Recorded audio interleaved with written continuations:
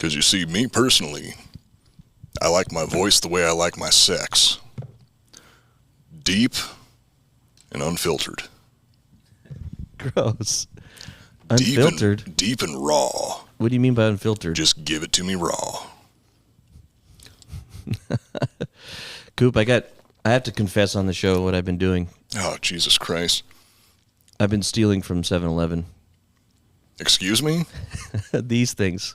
These 5-hour energies. 5-hour energy? How many have you stolen? It's bad. I steal one every day. For how long? Well, it used to not be every day, but now it's every day. I've stolen at least 30. At least 30? Yeah. You've stolen what? And I'm not a thief. I'm not really... You've stolen 150 hours of energy from 7-Eleven? They're $4 each. Oh, yeah, steal those fucking things. Yeah. Fuck those guys. But they jack you up. You drink one, you get popped, you know? It's like when we used to have Cardomax here. Yeah, I don't understand the lingo of kids nowadays. I'm getting too old for that.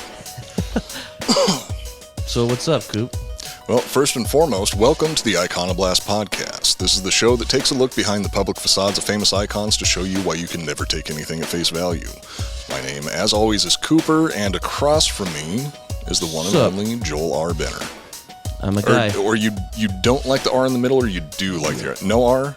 You're always going to do the R, aren't you? Just because my name is Joel. It's Benner. You know this from experience. It's in my nature. Hard R.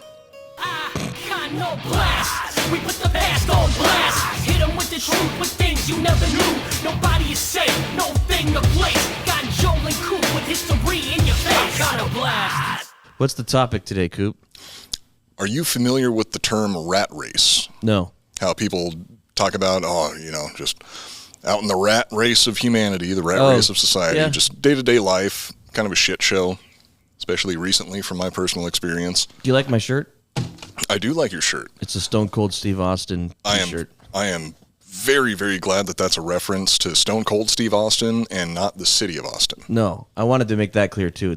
I'm not wearing this shirt because I like Austin. I think Austin's a shithole. Austin is a shithole. I would never wear anything glorifying Austin. Keep Austin weird is the official saying of Austin. That's so lame, dude.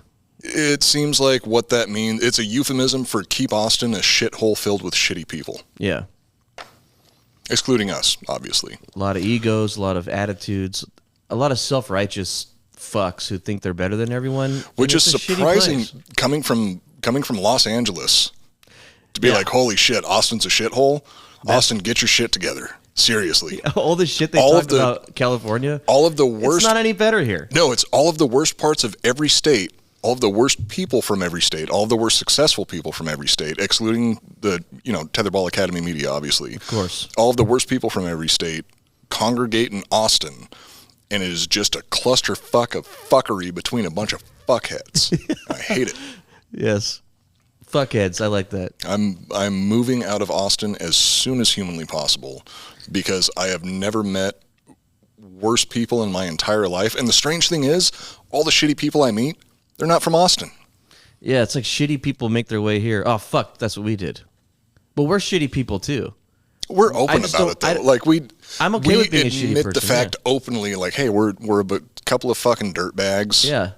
So, deal with it. Everybody else is trying to hide it. Well, be your authentic self. Just because I'm a shitty person doesn't mean I want to be around shitty people. I want to be around nice people so I can be the shitty person. Exactly. Yeah. What's wrong with that? You want to be a big fish in a small pond, not a small fish in a big pond. Not a shithead with a bunch of other fuckheads. What's surprising is we're some of the least shitty people that that we've run into in Austin. This place makes me look good. I guess that's a good thing. You know what? I never thought about it that way. If by comparison, yes, Austin makes us look like absolute angels. Yeah. Very, very introspective, high quality morals, hard workers. Oh yeah. Huge penises. We both have huge penises. First time in my life, moved to Austin. I'm packing some heat. Back in California, I was on junior varsity at best. Yeah. Here in Austin, fucking varsity quarterback, bro. Tight. That's one of the only good things. Because Austin's filled with tiny-dicked men. So anyway, the reason that I bring up the rat race is because today we are going to be talking about some rodents, but it has a very surprising influence on our day-to-day lives, and there's a very depressing correlation between the story today and... Rat races? Yeah, the rat race. Have you seen Old Dogs Go to Heaven? I've been trying to forget it since my childhood, but yeah, it traumatized me back in the late 80s. They have a rat race in that. Well, that's a literal rat race. I'm talking about the Austin rat race, or an Austin-style rat race. Okay. The rat race of life. It's rat a metaphor race of life. But not an actual rat race. Not an actual rat race. It'd be much more enjoyable if it was a rat race because there'd be an actual winner. In the real-life rat race, everybody loses. As we are about to find out. In the hit 1999 film The Matrix, Agent Smith tells Neo that the Matrix was originally designed to be a utopia. Oh. A perfect world without poverty or suffering. But the experiment failed. New Matrix sucked. The new Matrix was god-awful. Yeah. Made me so fucking mad. And I like bad movies. Yeah. The machines ultimately discovered that humans required strife for progress. Without the risk of death to drive their action, life had no purpose. But this was just a movie written by edgelords for edgelords, and surely can't have any reflection on real life. For the dum-dums like me, what is an edgelord exactly? Do you remember... Well, you didn't know me back in high school. Do you remember the time? That's a good question. Imagine your average Matrix fan circa 2000, 2001. Tall boots. School shooters. School shooters. Copy. Yeah, school shooters. Those are the edgelords. Edgelords. The people that continually post pictures of, like, screenshots from the Joker and compare themselves to the character. Oh, God. Quote Peaky Blinders a lot. Shit like that. Those are the edgelords. Okay. Between the early 1950s and late 1960s, an ethologist named John B. Calhoun carried out a series of experiments in which he created utopias for rodents. His goal was to study the sociological effects of overcrowding on a population, or at least that's what it was on paper. Personally, I think that he just wanted to see a bunch of rats fucking. You were telling me a little bit about this like 2 weeks ago.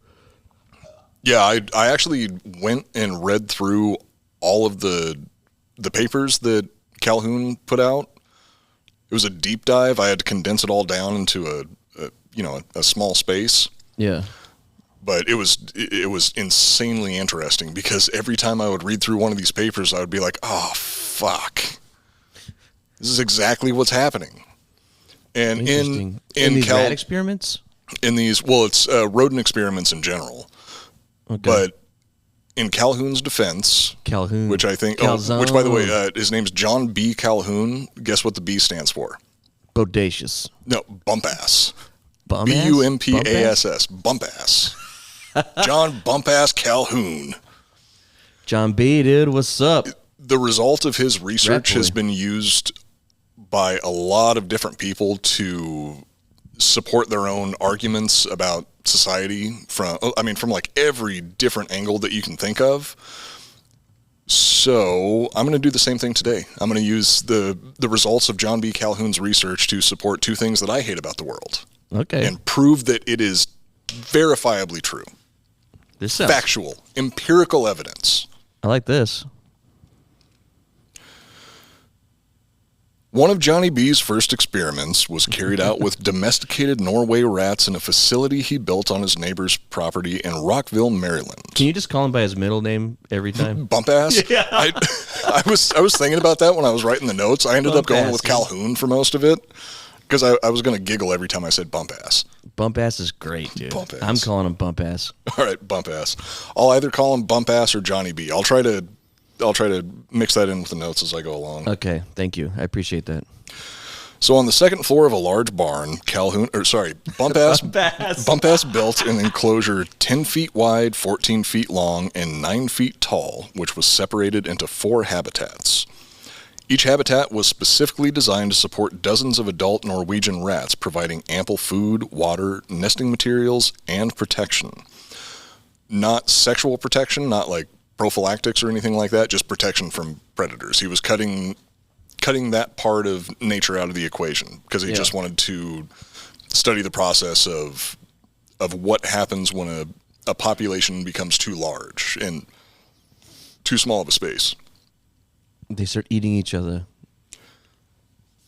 So dividing the habitats were electric fences with the only pathway between them being a simple V-shaped ramp. So the way that this whole thing was set up was picture you ever play Foursquare back in elementary school? Yes. So picture Foursquare, but you can only move, so the top two squares, you can't move left to right between those two squares because there's no ramp. But you can move down, and then between the two bottom squares, you can move left and right. So it kind of creates a U-shaped pathway between the four squares, and that's how the habitat was set up. Okay. And that's on purpose or something? It was on purpose. I'm not sure So they have to be, so it's more crowded, or what's the purpose? It pretty much turned the four squares into a long hallway as opposed to being free range between all of them. Okay. So it created a situation where it would ultimately sort of funnel certain activities into a certain area. Okay. Weird. The newly built rat metropolis was seeded with a handful of pregnant females and very, very horny males, and the population quickly began to grow. The initial phase of the experiment was wrought with social tension and turmoil as the rodents worked out their hierarchy, with the females evenly distributed throughout the habitats until the males established a pecking order. After that, the dominant males claimed individual habitats and harems of females. Everything was scattered all over the place at first. They had different feeding stations all over the place. They had different places that you can get water. There were nesting areas scattered throughout the overall enclosure. And at first, everything was just it was almost like it was the opposite of entropy. Everything was very spread out and even. And then as they worked out their social hierarchies and the dominant males started coming in and being like, "Yo, what's up, bro? You want to fucking fight?"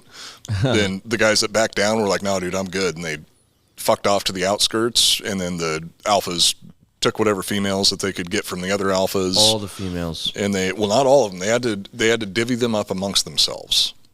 And they did? Well, I mean, it kind of the natural way. Yeah, it kind of naturally happens. That's okay. I'm assuming this is leading to something. So as I'm going through, you just did research on like rat colonies and shit, and you're just going to talk to us about fucking rats for an hour? Well, much like Calhoun, I wanted an excuse to get paid to talk about rats fucking. Cool. So, as I've said multiple times, do what you love and the money will follow. Dress for the job you want, not the job you have. Yeah. The daily rituals of the inhabitants quickly became pathological in nature. Less dominant males would wake early to begin foraging for food, while the stronger males would sleep in late. Sounds familiar. The big boys, they can just lay around, boss people around. Then the weaker ones, they wake up early because they got a fucking job to do. They got to make those ends meet. Clean the poop. Got to pay those fucking bills. They got to work their way up to the top of the chain so they can start getting those high class females. Let's not talk about bills. That just reminds me of how shitty Austin is. Right? Yeah. Well, no, keep comparing that to compare every outcome of these experiences or experiments. Compare life. That to just kind of subconsciously compare that to life in America currently, or life in any industrialized part of the world, any developed part of the world. Okay. Once the alphas woke up, they would eat and then begin guarding their respective territories, blocking the weaker males from returning. And guarding their bitches. And guarding their respective territories were filled with their harems. Yeah. So they were guarding their bitches, they were guarding their homes, they were guarding their food.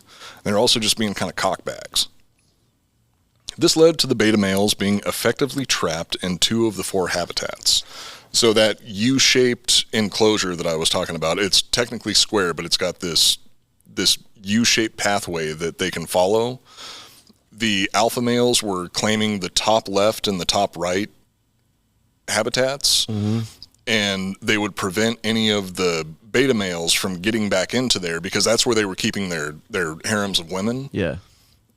They would prevent the beta males from getting back into there, and that was not just the beta males, but any submissive member of the population was kind of being ousted from these high-class areas. If you're a fucking pussy, you're not allowed to hang out at the big boy club. Yeah, exactly. So it forced the majority of the population down into the bottom 2 habitats.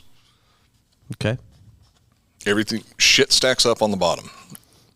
Pareto distribution. That's another rule of life, apparently.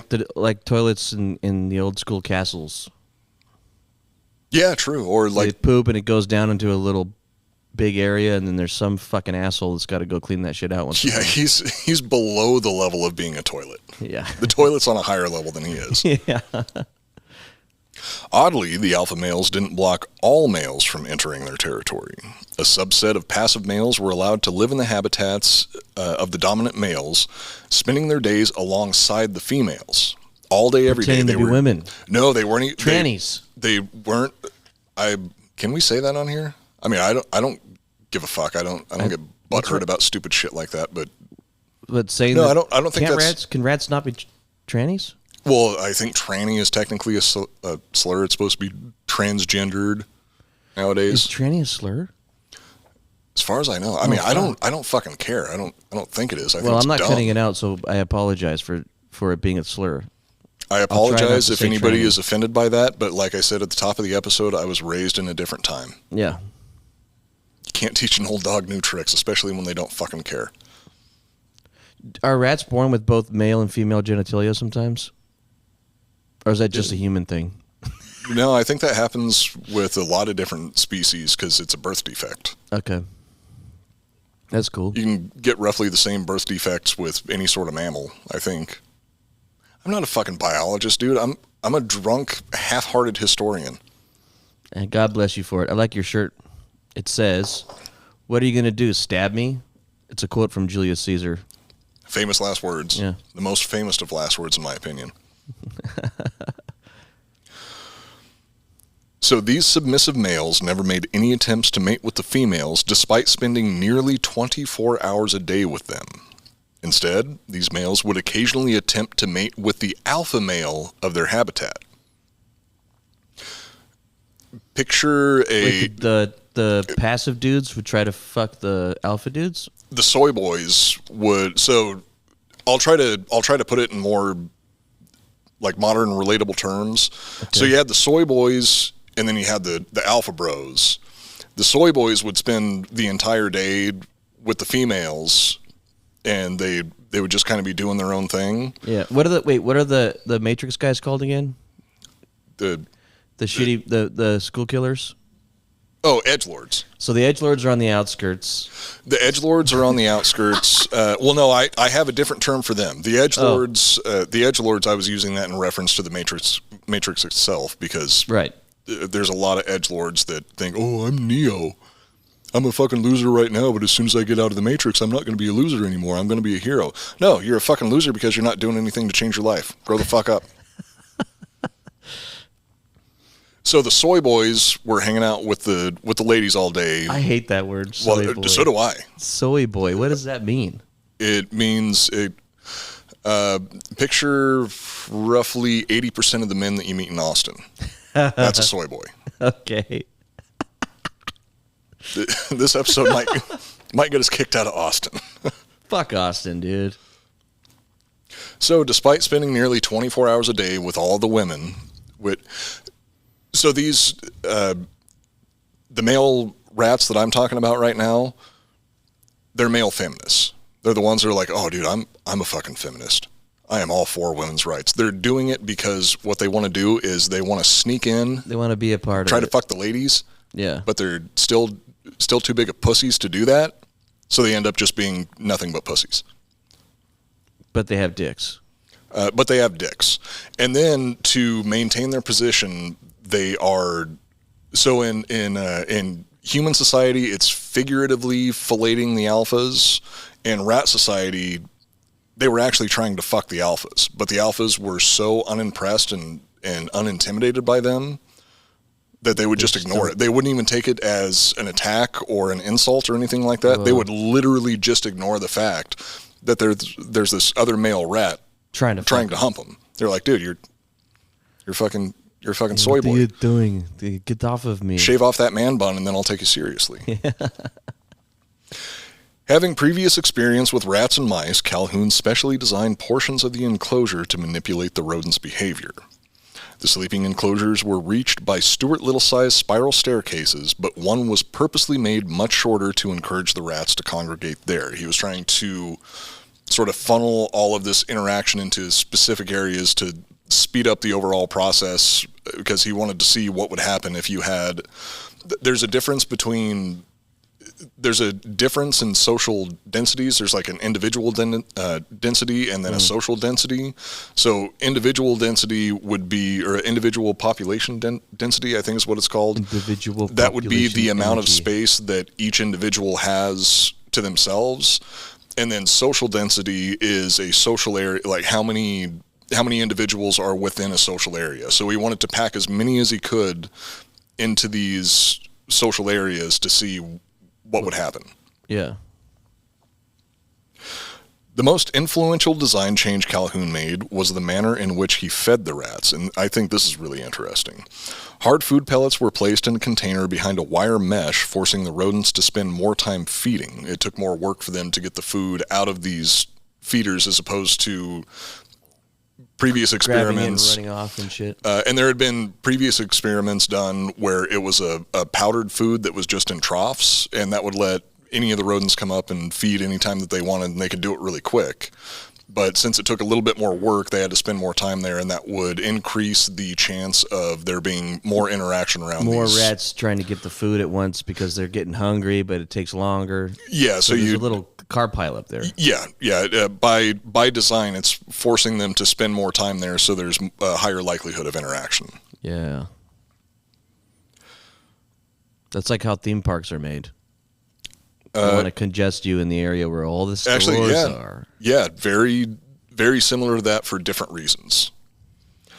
This meant the rats would rarely be alone while they ate, which acclimated them to eating in the company of others. This eventually resulted in single rats refusing to eat until another joined them, densely packing the rodents together in the feeding areas. Whoa. So it started off as a necessity that they would spend a lot of time at the feeder getting the amount of food that they wanted, and it ended up they became so used to having other rats there while they were eating that they would flat out refuse to eat alone. Yeah, they refused to eat until another rat showed up. Oh, and they're like a family. They're eating at the dinner table together. They're becoming more and more social. It's like somebody who has to have the TV on while they eat dinner, which is me. It was at this time that Calhoun began to observe a phenomenon he referred to as behavioral sync. And behavioral sync is really the topic of this episode. This manifested differently for each class of rodents. The females appeared to place less emphasis on nest building and raising their young, and despite ample materials, the mothers would build shoddy and disorganized nests, sometimes not bothering to make nests at all, which is it's an instinctual habit for like any wild animal that nests.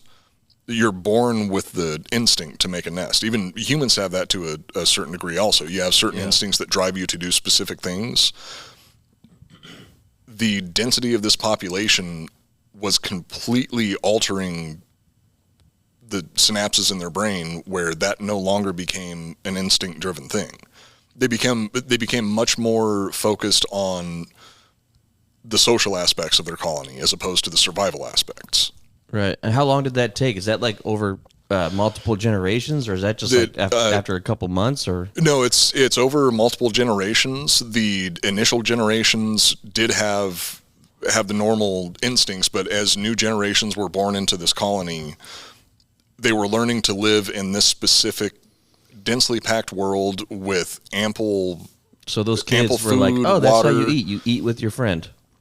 And also, I think another thing that plays into it a lot is the fact that there was no poverty. There was no single rat that was going to go without food or water or shelter. So it took the survival aspects out of the equation to just look specifically at the social aspects. Even the ones that were like getting picked on and shit, they still had access to their own supplies. Yeah, there were still plenty of places for them to eat that were outside of the alpha male's territory. So everybody, there was no way for any of the rats to die from starvation or dehydration or exposure or predator attacks. Everything was completely reliant on the interactions between the rats themselves. Okay. Calhoun observed repeated examples of females abandoning a partially built nest to participate in social activities, such as dancing at clubs or getting day drunk next to some wealthy male rat's swimming pool. There was also a noticeable increase in older females getting facelifts and hitting on younger males at dive bars. Now, see, these are the things that I want you to compare to modern day society. Like, draw the comparison between what these rats are doing and what you see on a day-to-day basis in pretty much any major city. Like any major city that is an absolute shithole filled with horrible, filthy, disgusting, amoral people. Yeah. I mean, let's say, for the sake of argument, let's say, like, I don't know, I'm just spitballing here, like Austin, Texas. Yeah. A bunch of rich kids that don't have to worry about food, don't have to worry about water, have to worry about paying their bills. They don't have to kind of taken care of for them. Yeah, they don't have to worry about day-to-day struggles, but they still have to find some sort of problem for themselves. And that problem is figuring out, like, hey, you know, which rooftop pool am I going to get free access to this week to get free drinks from and brag about my daddy's money and, you know, yeah, et cetera. My tech startup. The females also lost interest in caring for their babies, often abandoning them altogether despite the infants being perfectly healthy. Interesting. One could even say they were viable. Combined with the poorly built nests, this caused a sharp rise in the infant mortality rate. And to make matters worse, when a female was in heat, she had no way of escaping the thirsty males trying to mate with her. Horny fuckboys would pursue the females into their enclosures, leading to even more infant deaths. Because the horny males would go into the nests chasing after these females. Yeah. They couldn't run out of the enclosure because they were fully sealed in. So these horny fuckboys go in there, the babies get in the way while they're fighting over fucking the lady, and then a bunch of babies get killed. Holy shit. It gets, yeah, I can't imagine carrying out this experiment because even the researchers were saying towards the end of this first experiment, they were saying this is fucked up. It was hell on earth. Like, for the rats that were in this experiment, it should have been heaven. It was hell on earth. Because they had everything they needed, but then it still went to shit.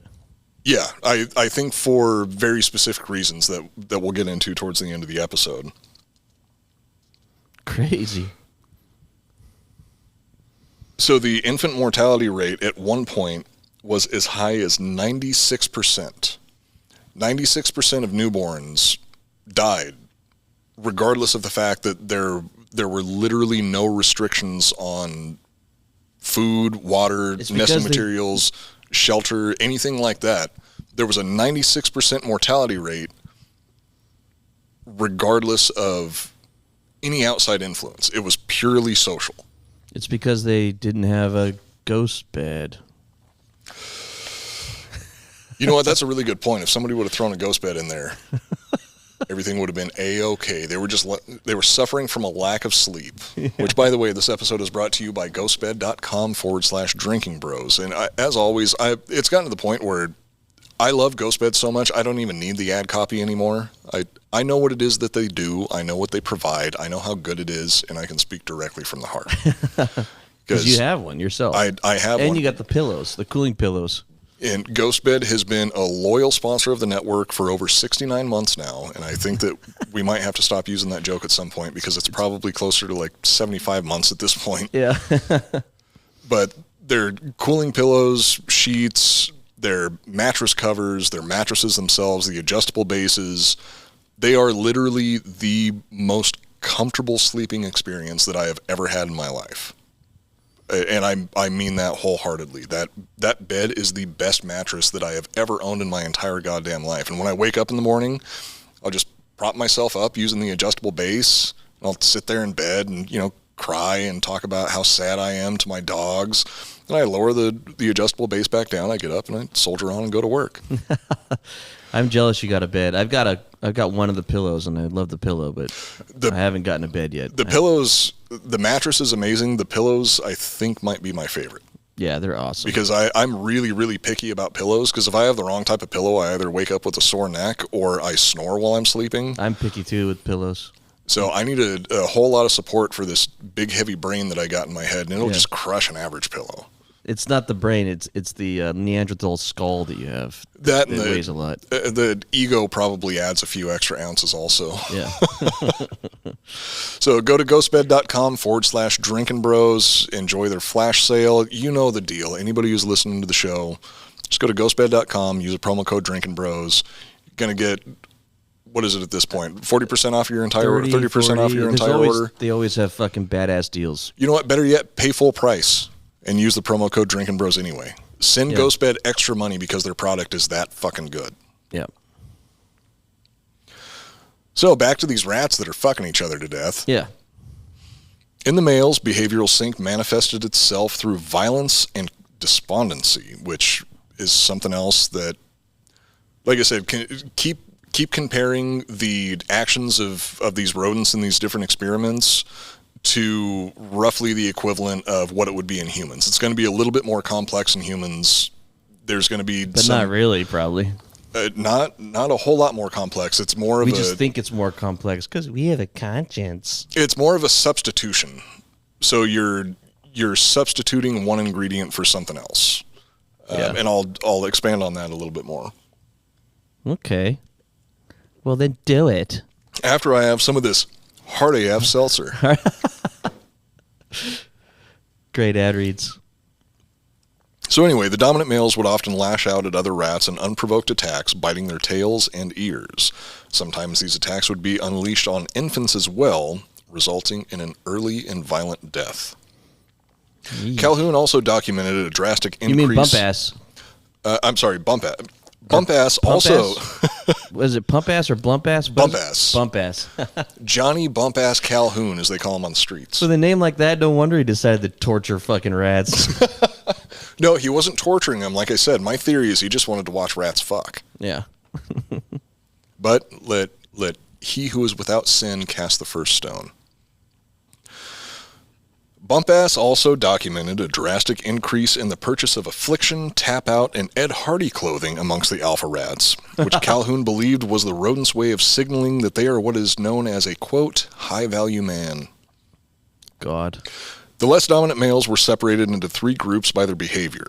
The first group exhibited changes in their behavior that led to Calhoun referring to them as pansexuals. Pansexuals. Not a Peter pansexual, just a pansexual. What pansexual means you don't give a fuck and you'll fuck anything? Any port in a storm, pretty much. That's me, baby. If there's a warm hole, you're going to go for it. I don't care what your genitalia looks like. If you look hot to me, I'm going to fuck you. I don't know what it's called. I just know how it feels when I fuck it. These males would make attempts to mate with any available rat, whether they were male or female. And these mating attempts were largely ignored and rarely resulted in violence. Much like my life. Largely ignored and rarely results in action. The second group of beta males were called the somnambulists, which somnambulist is a sleepwalker. These males would spend their time not a daywalker, sleepwalker. A homina nocturna. Homina nocturna, a daywalker. Daywalker. I fucked Blade. I pushed in his stool. I think that's the weirdest joke that we never explained. Nobody is ever going to understand that joke. Yeah. Ever. Well, it doesn't really make sense, but I think it's funny. In the situation where it arose, it made sense and it was funny. What's his name? Whistler. Whistler. Yeah, the joke is that when Whistler found Blade as a small boy, he was molesting him.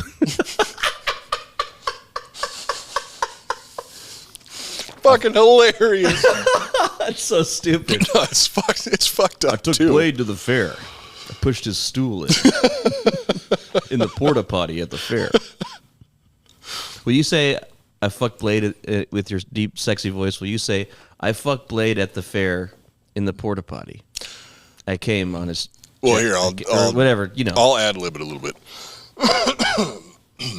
I'm sorry, Blade. Blade, I got something to tell you. No, so this is confession. He's confessing to Blade because Blade can't remember. No, this is me. This is Whistler confessing to Blade, one of Blade's friends, about Blade's dark past, and I don't mean dark past because it's Wesley Snipes. I mean like his unfortunate past, and I don't mean his unfortunate past because he's Wesley Snipes and he went to jail for taxes. When Blade was 3, I took him to the county fair. We had a couple funnel cakes. Then I took him to the porta potty, and I pushed in his stool. The party potty. Well, that's what we used to call it. That's what we call it when you use it the way that we used it. I pushed his stool in. I pushed in his stool. Ew. So the somnambulists... Anyways, back on topic. These males would spend their time slowly moving through the enclosure without any sense of purpose. And God bless them for it, I get that. They never attempted to mate with either males or females, choosing instead to forego all forms of social interaction. Like the pansexuals, some somnambulists were largely ignored by the rest of the population. They were just kind of wandering around. This is the World of Warcraft players. Yeah, it's similar to, I think it's in Japan, they call them hikikomori, the herbivore men. The hikikomori. Oh, drink, by the way.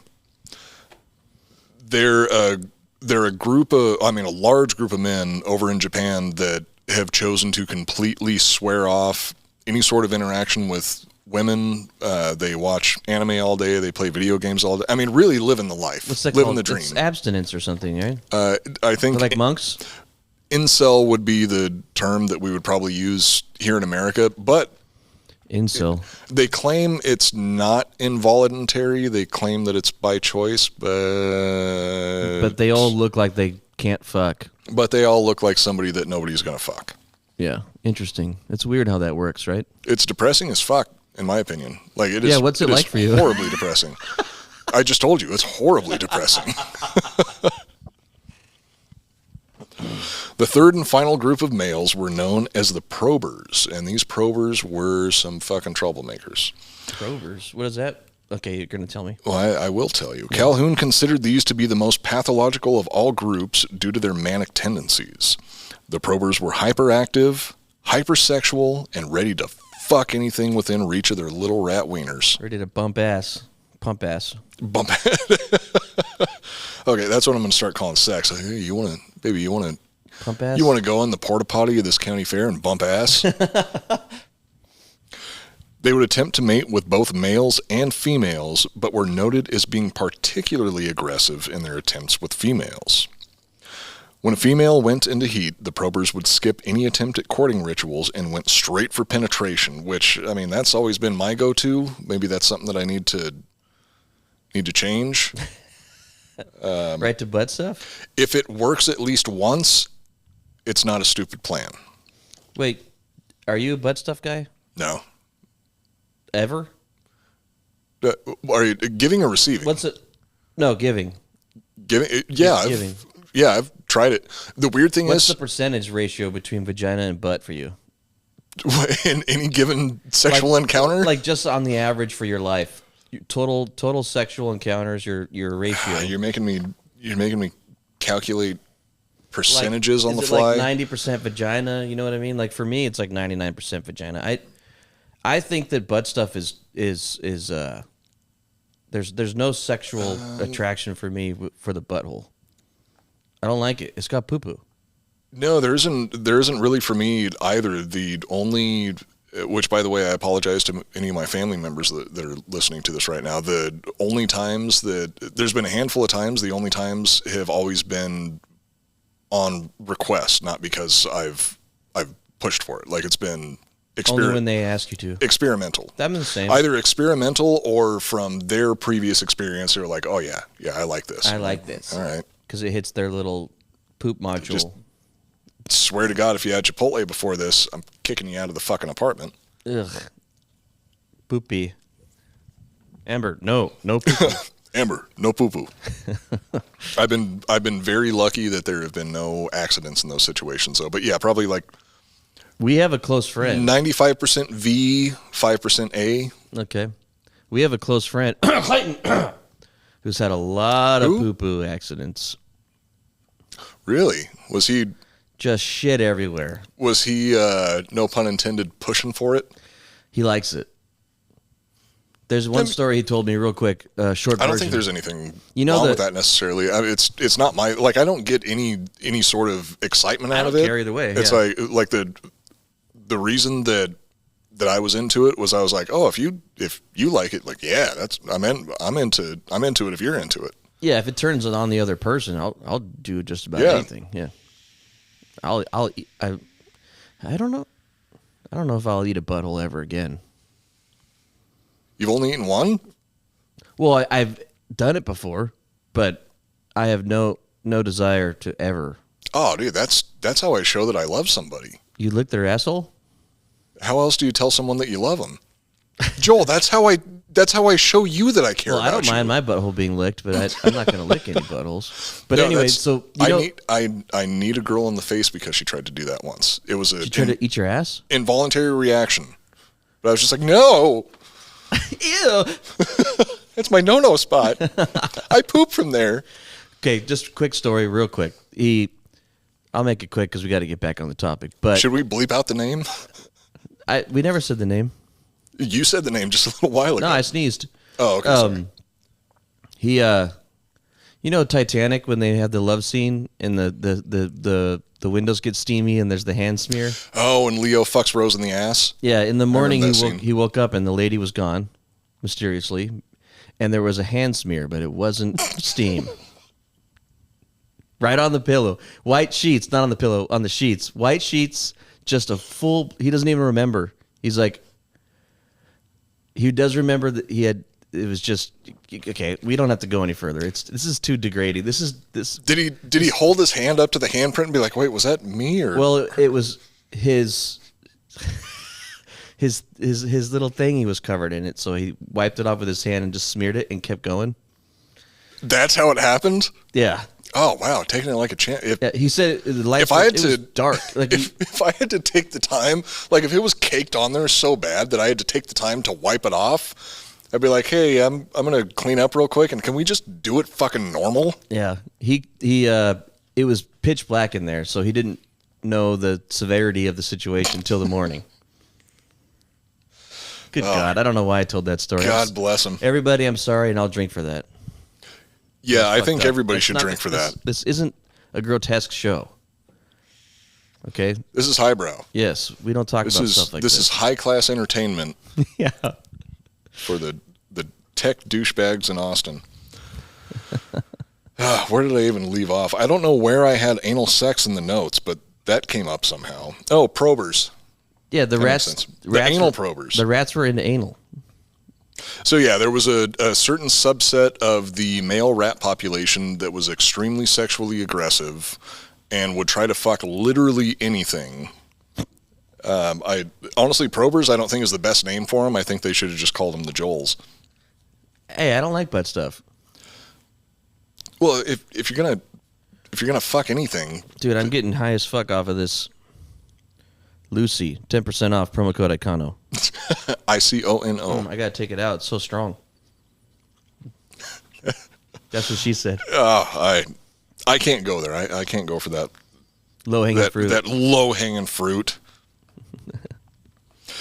As the experiment wore on, birth rates plummeted, infant mortality skyrocketed, and pathological behaviors became unsustainable. The population began to die off, and the experiment was ultimately ended by Calhoun himself. Went through and just stomped every fucking rat in there himself. He killed them all? It's my rat. I'll put him down. Pump ass. Bump ass. He enjoyed it. No, I think with... Isn't it kind of creepy he's doing this? What's the point? Oh, there's been much more... Did he only do horrifying rats? And creepy experiments. The story's not over yet. Okay, sorry. It goes somewhere else. But there have been much more horrifying experiments done by scientists on animals, well, and humans, if you know anything about about the fucking Holocaust, or Unit 731. Wait, what's Unit 731? Is it? Unit 731. We covered that on Conman podcast, right? Yeah. Yeah. Yeah. If you want to know what Unit 731 is, just watch the movie The Man Behind the Sun or The Men Behind the Sun. Yeah. Ugh. You'll regret it. Those poor bastards. I guarantee that you will regret it. It is some of the most horrifying shit I have ever heard outside of what the Ustasi did during World War II. I think the Ustasi still takes the cake. What did they do? I want to do an episode about that, but it's going to have to be a bonus episode. We might need to put it behind a paywall because I've read a lot about Unit 731. I've read a lot about the Holocaust. I've read a lot about serial killers, horrible things like that. It wasn't until I started reading about the Ustasi where it actually made me sick to my stomach. Fuck. It was so brutal. I don't know anything about this. I just could not comprehend it. It was a group during World War II that was so fucked up that the Nazis were even telling them, like, dude, this is too much. Take it easy, man. You're going a little too far. Whoa.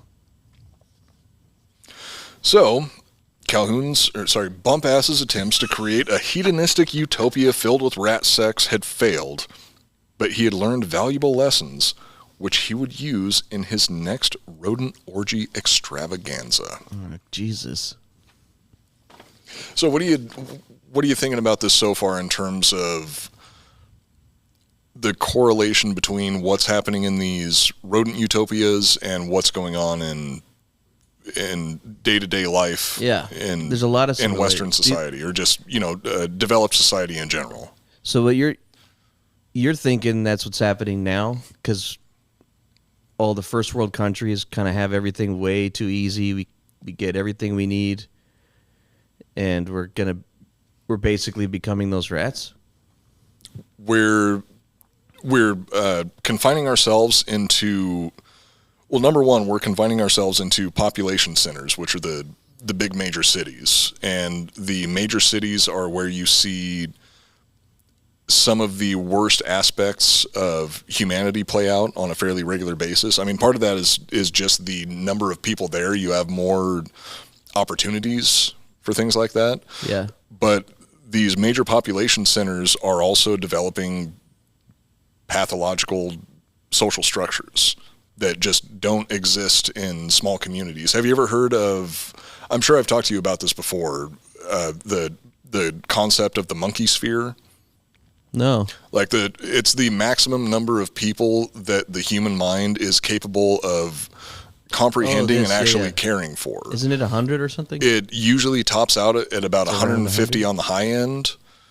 And it's been years since I've read about it, but I think that at the high end, IQ? Because I think mine's like 30. I don't think that it really has anything to do with IQ because a higher IQ seems to be closely associated with mental health issues and shit like that. So it's probably more just the natural level of empathy that you're born with. I personally think that it's a nature thing. It's not a nurture thing. It can be nurtured out of you, but you're born with this specific capacity to care for a larger amount of people than other people might. I know mine. I do not give a fuck about anybody, but the ones that are in my group that I consider close to me, I care about more than myself. But so it's a small crew, a small amount that I can care about. Everyone else, I really don't give a fuck about. It's quality over quantity. Yeah. I personally subscribe to that also, but I feel bad if I ever I have a hard time dismissing people and not feeling bad about it, so I try not to do it very often in the times that I do it. What do you mean by dismissing people? Any time that I don't respond to a message on Instagram or social media or anything like that, it bugs you. It bugs me for a while. Like it will continually bug me. I know that there's the whole introvert thing where it's like, oh, I'm going to respond to this message once I have the mental energy to do it, and then it's 3 weeks later. You're like, oh fuck. And you're like, well, now if I respond to it, I'm going to seem like an asshole. So how do I fucking make my way through this situation. You just double because tap I'm neurotic. it, dude. You just double tap it. If you don't know what to say, but you want to at least let them know that you read it or you care, you just double tap that message. And yeah, that's one thing, but that also seems dismissive, which I don't know if that's better or worse than being ignored. If I get responses and emojis, the way that I've taken that in the majority of situations, unless it's somebody that I know very personally and I interact with on a regular basis, then I can interpret their emojis. Because to me, emojis are fucking hieroglyphics, and I don't speak Egyptian. But if I just get a reaction in an emoji from someone who normally who hasn't presented a pattern of reacting with emojis, I take it as a bit of an insult and being dismissive. That's weird. And I'm not saying it's right. Always drop I'm fucking weirdest. I drop an I'm definitely fucked emoji up. so they know I care.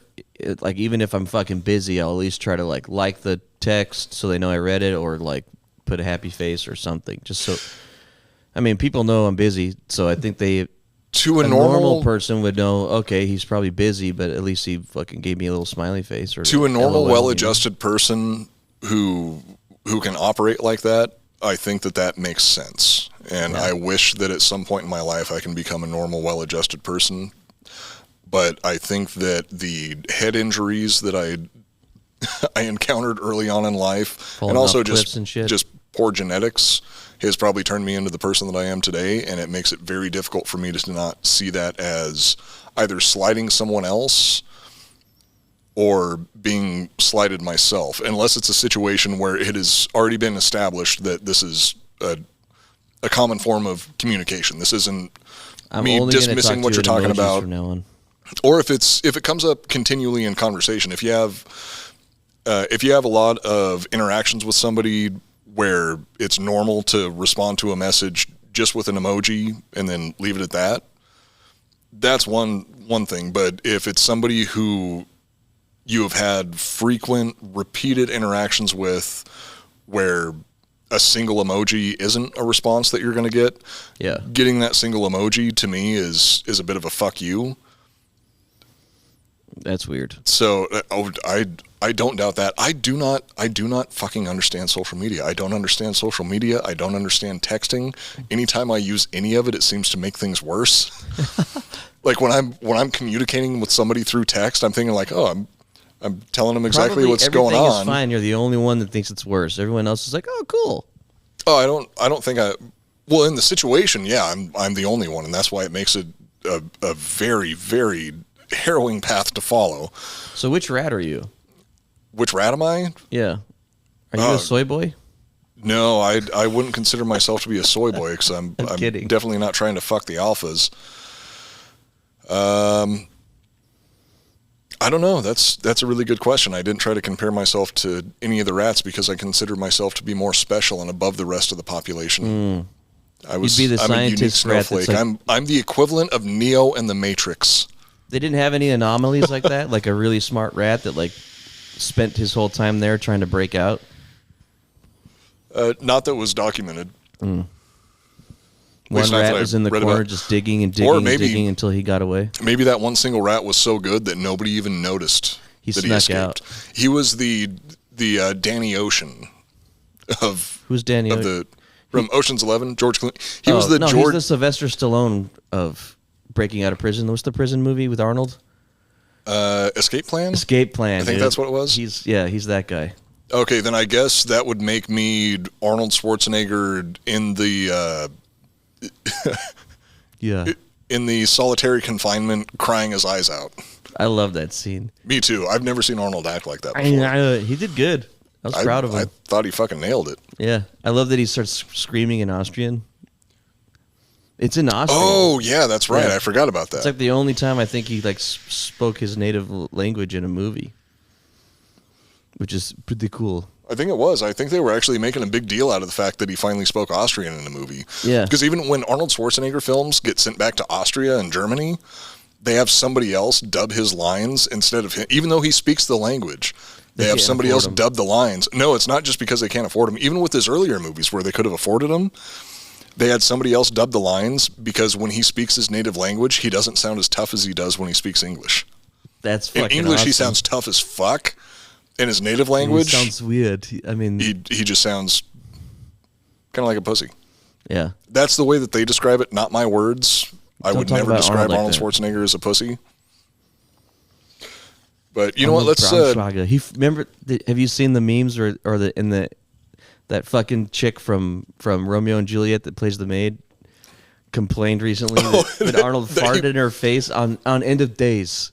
Considering his career compared to hers, she should be fucking honored. I would be honored if Arnold Schwarzenegger would be farted in my so face. I would think fucking that that's a sign of respect. That I think that you are strong enough to actually take this blast of wind to your face. I wonder if he grunted first. If he was like, yeah. I hope to God that he did, just to give her the full experience. I wish that he would come out and be like, okay, number one, it wasn't a fart. It was a shot. I shit myself. I'm just as much of a victim here. Yeah, it was a mistake. I shit my pants. So I say we wrap it up for the time being, which is strange for me because I never wrap it up. Yeah, I don't either. We have one more experiment from Calhoun Bump Ass. One more experiment from Bump Ass that we're going to be going through. I say we save it for its own individual episode because to me it is it's crazy how much of the previous experiment was recreated despite the situation being changed. Interesting. It's sort of like it's the nature of life itself for things to play out these ways. It's in your nature to destroy yourself. Exactly. It's, to me, overall, what I took away from... That's what I was about to ask. Like, so what's the moral of the fucking story here, Coop? What are you trying to tell us? The idea that I've taken away from all of this is that a whole lot of non-communal living organisms being forced into a very small space is unnatural, and having social interactions with more than a certain amount of other organisms of your own species. And I'm not talking about like ants or termites or any other sort of colony type organism. I'm talking about humans, like mammals in general. Not like insects and shit. I was going to ask that. Like, what about cockroaches and shit? Insects are able to do it because they've got a completely different... They're connected. They're like one... neurological structure than we do. Thing. Yeah. Yeah, they're living as a colony. Like a hive mind. Outside of... with ants, a singular ant outside of an ant colony is doomed. There's no way that they can... do anything. Yeah, they can do anything. With humans, okay, there is an argument that has been made that technically humans are kind of a hive mind, because a single human has a much lower chance of survival on their own than they do living as part of an entire community. Yes. When the communities get too big, it seems to inevitably cause problems because we are not designed to have that many people in our lives and still consider all of those people to be people. Yeah. And not just characters. It's like it's sort of like beyond a certain point you kind of delve into, I think it's solipsism or solipsism, where they stop being people and they're just a part of your reality. But the people immediately around you, they're actually human. They have feelings. You have empathy for them. And when you expand outside of those boundaries, you don't have the mental capacity to actually treat them as humans and consider them to be other living organisms that you can have any sort of empathy for. Right. So my takeaway from this was that, number one, big cities are unnatural. Okay. They are not the way that humans were designed to live. And by designed, I mean, you can either go with intelligent design or evolution. I honestly don't fucking care where we came from. Yeah. What I'm thinking of is the end result, which is how we are now. Humans were not meant to live in giant cities. It's beneficial because of the economy. It's beneficial for a lot of different reasons, but it's creating these pathological mindsets that are currently fucking everybody up. It's developing mental health issues in a lot of people that it's the mental health fucking that wouldn't normally have those same mental health issues. Because if you look at the rats that were in this first experiment, if you look at the rats that more likely than not, they would have had a perfectly normal, healthy life, but they were forced into this insane population density that was, there was no way to branch out from that. They had to stay within this area and work within this society. Yeah. Which is the case for a lot of people, especially when you're fucking poor, you can't get out of the city. Exactly. And that's another thing that I have an issue with when it comes to communities that are just too large. Community is awesome. Having communities, amazing, necessary, in my opinion. A city is not a community. A city is a city. A neighborhood, that can be a community. That can be a group of people that are all working together, caring about each other, supporting each other. Good. When you get into a huge population center, talking about places like Los Angeles, Chicago, New York, Austin. What's another shithole? Austin, Texas. I'm not sure if I brought that up on this episode yet, that Austin, Texas is a shithole. Every fucking, to be honest, any city is a shithole. They're all shitholes. You just have to find some way to find the small things that you like and survive in it, you know? Yeah, that's unfortunately, most of the cities is where the money is. So you got to like get in there, make your money, and then get the fuck out. And hopefully you make enough money where you can buy a fucking ranch or live off the land somewhere away from We're advancing beyond that point, though, with the ability to work remotely for a lot of the jobs. True. You can live pretty much anywhere in the world, and outside of certain situations with, I'm talking about like we got to get Iconoblast big enough so we can do that. We could just do Iconoblast remotely. Live off the land. I want to get the fuck out of Austin. Live in a teepee, jerk off every day. It'd be nice.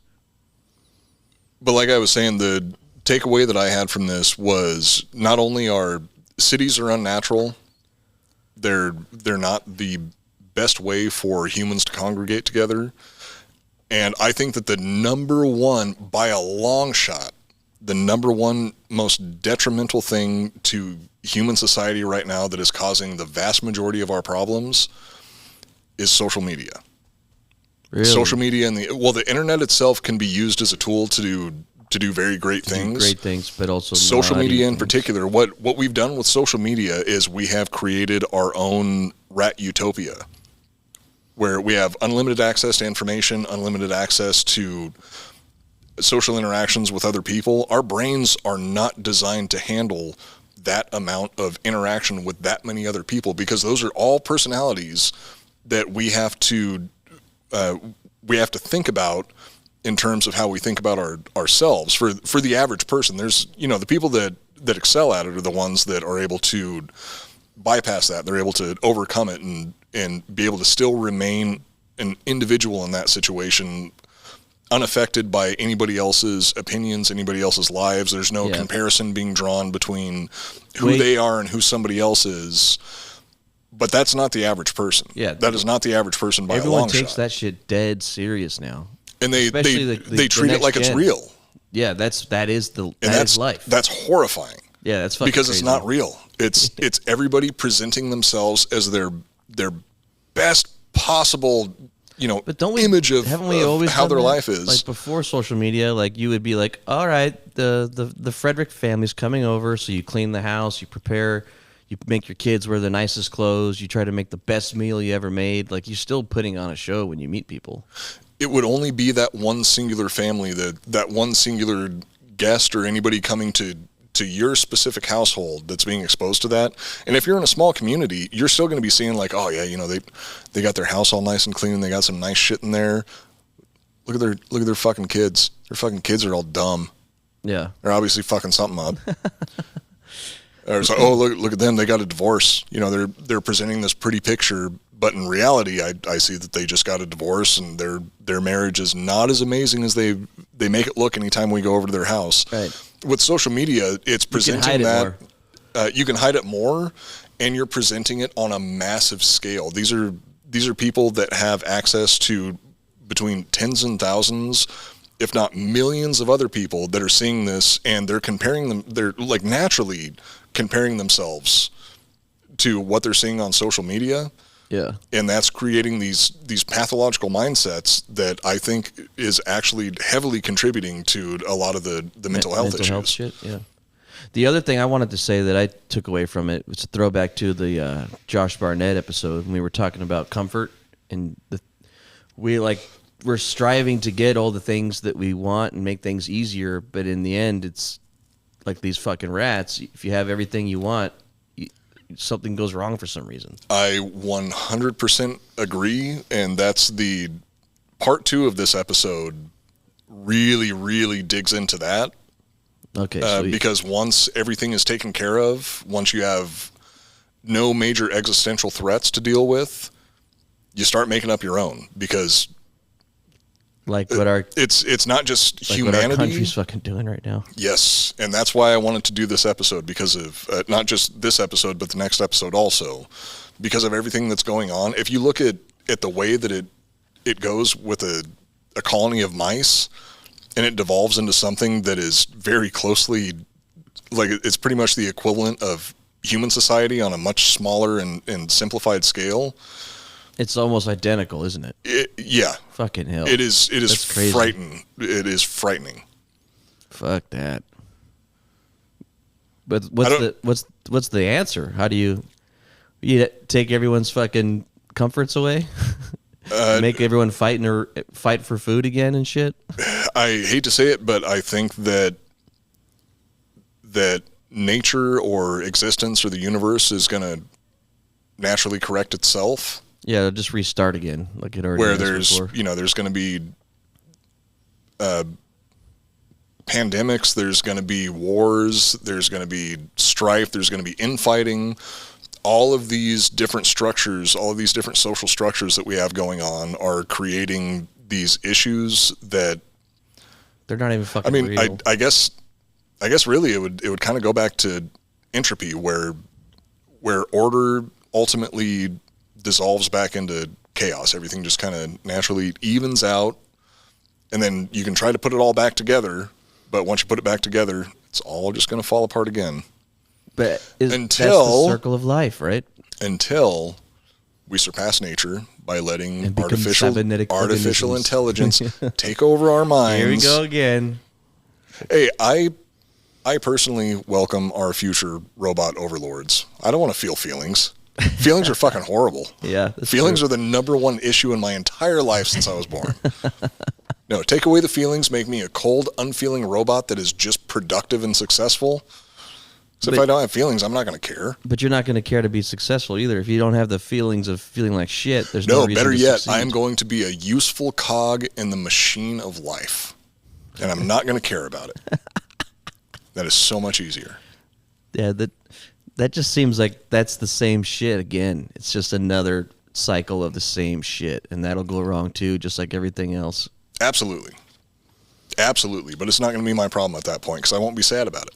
True. It won't matter. Well, were the rats sad? Yeah, the rats were fucking miserable by the end? Were absolutely miserable. They described it as hell on earth. That's crazy. But thankfully for them, they all got euthanized. And hopefully that's the way that I end my life. So what you're saying is war is good. We need another big fucking war, battle, fight, fuck everything up. We lose our comforts. We fucking lose half the population. We kill each other, and then we rebuild. It's not good. It's inevitable. That doesn't mean that it's good. It's just part of the process. It's part of the process because we don't have any other means to bypass it. Yeah. We don't have the mental capacity to be able to do anything else, because as much as we like to put ourselves up on this pedestal, like, okay, we're the smartest creatures on the planet, we're still just a bunch of fucking monkeys. Yeah. We're still, we're very, very, very similar to literally every other primate on Earth. I still think that consciousness was a de-evolution. Everyone thinks that was like progression in the evolution of life. I think it was a negative thing. I think that we're worse off because we think we're the shit now and we have a conscience. It makes everything worse. Fucking bugs, fucking animals and shit. They don't have feelings like we do. I don't know. Well, see, that's what I want to get to. Except on the instinct is on the other higher end of the on scale. the evolutionary. On the other end of the scale, shit, cock. You bypass instinct, you bypass consciousness, and you just become a cybernetic hive mind. Isn't that kind of like instinct, though? That's like animals and shit that live for all these years and if succeeding, they don't have a conscious. They're just a hive mind. It would basically. It would be similar, but it would be something that humans made, and since humans made it, it is automatically better because we are humans. We are humans, and we are better than every other organism on this fucking earth. That's right. God damn it! And don't you forget it. All right, Coop, let's get the fuck out of here. Yeah, let's close this out. That's it for this episode of the Iconoblast podcast. You can join us again next week, and we're going to be talking about the Utopia for Rats Part 2. I think that we're going to come up with a little bit more catchy title for it. I don't know how many people are going to want to tune in for an episode that's talking about rat utopias. Probably something along the lines of like the downfall of society, because humans are stupid and they want to click on something it's just super fucking. Dude, that's a either good makes title. them has to either make them think of sex or death. Those are the two best things in advertising. Love because we're still animals. Love them. I love sex because we are still animals, regardless of how much we try to separate ourselves from the animals. We're those rats in that fucking. We're the rats in a cage. And speaking of which, despite all my rage, all of you animals can follow us on Instagram. I'm still just one of my least favorite things in the world at Iconoblast Podcast. Not Iconoblast Podcast. I love Iconoblast. Hey, social media, I fucking despise. The conversations that end up happening on the Iconoblast Instagram, we get topic ideas, we get to interact with the fans. It's awesome being able to interact with it. It's utilizing social media in the manner that I think that it should be utilized, which is creating a small community amongst the sea of shitheads that exist in the world. Yeah. You build up your own community. It's just like if you use social media in the right way, what you're doing is you're not creating a community of the entire planet. You're creating a community of people that you're actually connecting with. You're creating a community that is actually within your monkey sphere that you can sustain and interact with, not just, throwing a bunch of shit out there into the ether, showing people how cool you are so they can compare their lives to you and feel like shit. True. Because if you do that, you're a piece of shit. Full-blown piece of shit. Anyway, Instagram. Follow us on Instagram at Iconoblast Podcast. You can follow me at Coop Newcomb. You can follow Joel at Joel R. Benner.